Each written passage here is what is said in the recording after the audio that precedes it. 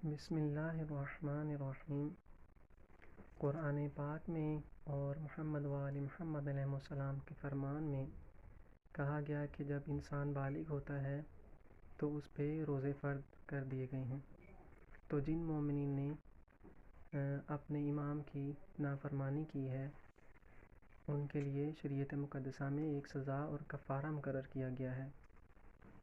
یا تو وہ جتنے روزے چھوڑے ہیں ان میں سے ہر روزے کے بدلے میں 2 ماہ لگاتار روزہ رکھے گا، یا 60 مسکینوں کو کھانا کھلائے گا، دونوں میں سے کوئی ایک کام کرے گا۔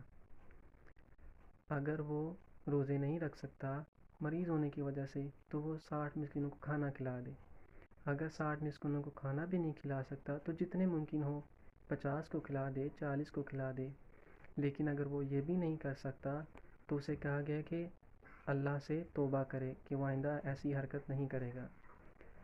اور توبہ صرف اتنا کافی نہیں ہے، بلکہ اگر زندگی میں کبھی دوبارہ اسے موقع مل جاتا ہے اس کفارے کو، سزا کو انجام دینے کا، تو وہ اس کو بھی انجام دے گا۔ مثلا اگر یہ مریض ہو گیا تھا تو اب جب اسے صحت ملے گی تو وہ 2 ماہ روزے رکھے گا۔